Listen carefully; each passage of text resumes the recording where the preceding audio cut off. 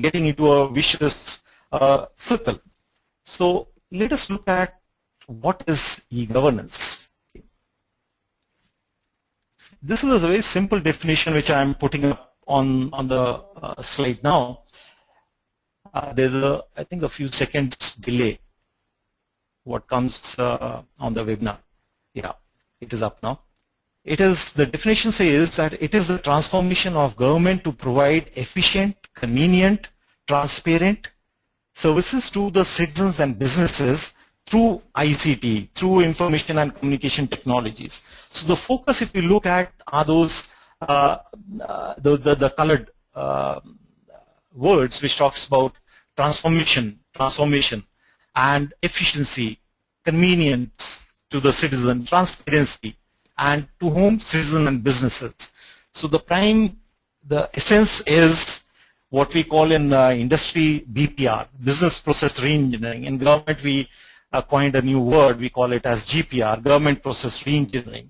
So it's not ICT which is the prime driver for e-governance, but it is the level, extent of transformation which one can do in these projects. So that is the real word or principle which drives e-governance as compared to our pure ICT or IT initiatives. Okay.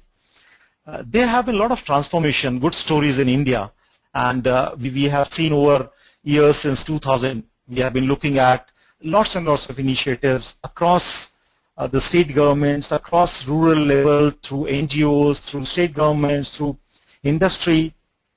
It could be in terms of looking at a portal which is available 24 hours for e-procurement. You don't have to go to a department to submit a tender, but sitting at home or your office, wherever you are, irrespective of the geography, the city where the tender is to be submitted, you could really apply that. And going to the rural area, the farmers, they can get a lot of information about farming, about the agriculture produce, the mandi rates, what we know very much are available today, and a single point of contact for the citizens in various cities, urban and rural, to avail the services. And you also have a lot of innovations like Infotela, which was done a long time back by IIT Kanpur. So a lot of innovations are available, and a lot of these things are happening in the country. And this is what we're looking at from the old systems where we had to stand in line. It's still happening. It's not that it has transformed, but these are very few pockets which is happening across the country. Now, this next slide, it shows about the framework which brings about clearly the connections between good governance and e-governance. And on the left side, if you look at, you have the different stakeholders who interact or get impacted by the services of the government, the citizens, businesses, various government departments, they themselves are the clients of each other, the central government versus the state government themselves, and there could be a lot of other social media and various voluntary organizations. And at the bottom, if you look at, we are these words which talk about transparency, accountability, responsiveness.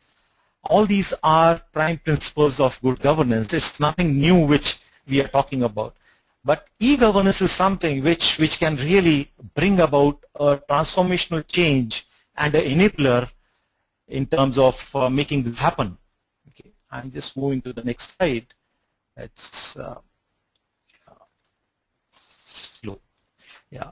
Now, in e-governance, if you look at, there are two interfaces which become very, very critical in our designing of any of these projects. One is the front end, where the citizen interacts with the government, and the second is the back end, where the government processes the application which is delivered or submitted by the citizen, and then accordingly, the processing, after processing the driving license or whatever passport, goes to the front end, and where the delivery happens to the citizens.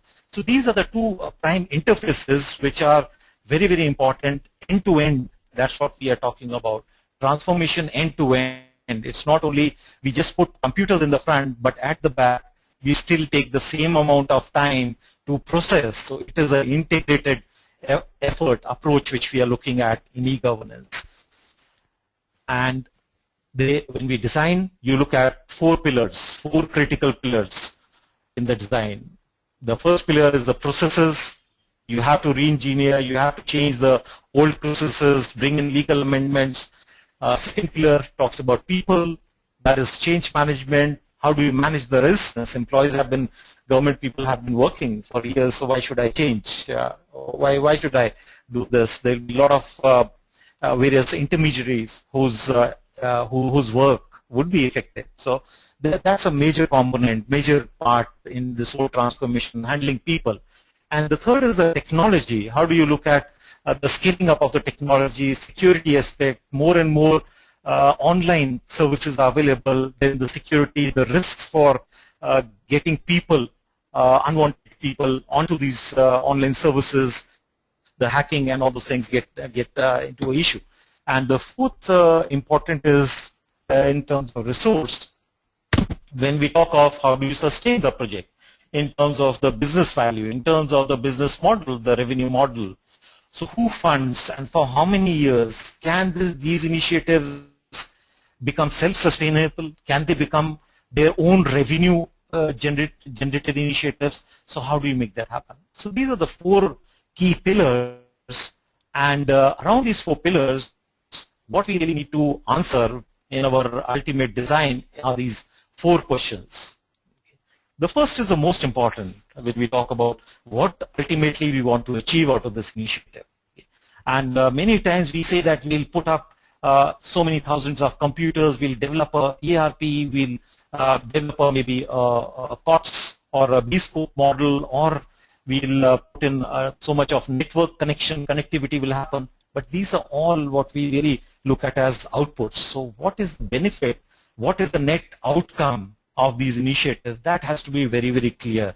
Ultimately, the beneficiary is the citizen or the business houses. So how do they get benefited out of this? That is the first question. The third, fourth, and fifth will lead later on. That's not really a challenge. How do you implement? What technology? And all those is not a problem. Resources, you can have a business model, you can have funding. Who is responsible for what role? But the prime question is, what do you really want to achieve? And that is one of the biggest challenge to even bring clarity onto that first question. So this is a very high-level framework giving a connection to all of us to understand how we are moving from good governance to e-governance. Okay. Now from here, let me move on to slightly the e-governance context in terms of the national vision.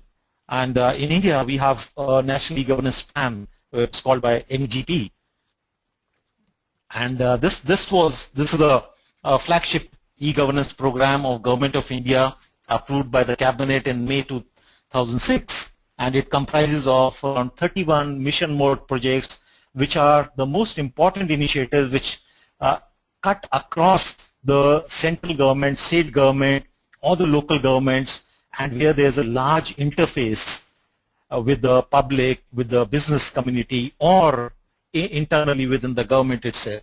So there are 31 mission mode projects, and in addition, the plan also has a related core and common support infrastructure.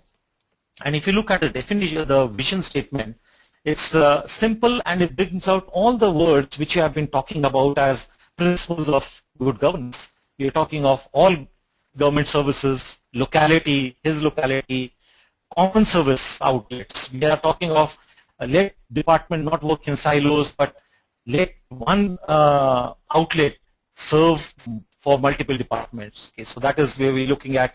Let's try to synergize, integrate, okay, and at affordable cost. Citizens are happy to make a payment for the services they want to charge, they want to take, provided there's a commitment and quality from the government. Okay.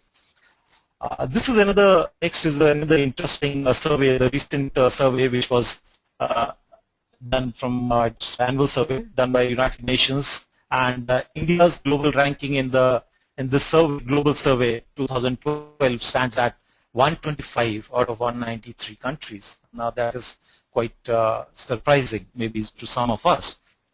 And it's not that. In 2010, we were ranked at 6th, and we have dropped down to 6th in terms of 6th rank. We have dropped down, slipped down to 6th rank. and Korea continues to be leading at rank 1. That is the most interesting part. And this survey is primarily on three level of index. They look at the telecommunication penetration, they look at the human capital and online service delivery. One of the highlights which comes across this particular survey this year is that they find that a lot of countries, the shift in e-governance is happening by bringing technology to the people instead of people coming to the technology hubs. And we see that very much happening in India, where you can look at the mobile penetration, and mobile is becoming a very big lever to deliver e-governance services in India.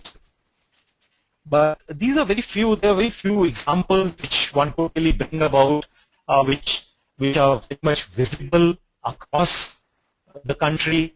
To name some of them, like Indian Railways, which is astonishing transformation coming from that that cardboard ticket to now no ticket. So you have a mobile, you don't require. So it's a major transformation which we have come across in an initiative like Indian Railways. Apart from that, we have the MCA 21, Ministry of Corporate Affairs, which is a single window for the companies, and now the companies need not really go to the department at all, and it's mandatory. They have to submit all their files, their returns in the electronic form. So it has taken away the interface, the physical interface, which was one of the bottleneck in delivering of the transparent and corruption-free services to the business houses. And one can definitely look at the mobile penetration which is happening across the rural and urban area. However, at the same time, there are many more e-government projects which have been delayed, abandoned, or in drag mode, but are not visible to public eye. So how do we increase these numbers which are there on the screen? How do we increase these learnings from these initiatives? If it can happen in railways, why not in another department, in the government department? Now, the next slide is slightly interesting, which I feel always motivated to show, and it comes from the IT sector.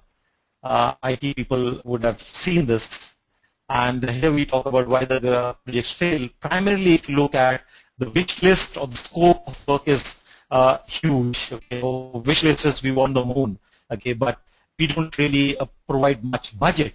And in e-governance, when you look at, it's not just buying of computers, setting up infrastructure networks, but it's more than buying of services. And that's where we really need to appreciate the amount of the budget, financial resources, and the time to implement these would be much larger as compared to just buying computers. So ultimately, if you cut down on the budget and time, which is the most important for any of these successes, you might land up into getting a wheelbarrow instead of getting a Rolls-Royce or something which you really was dreaming for. So, yeah.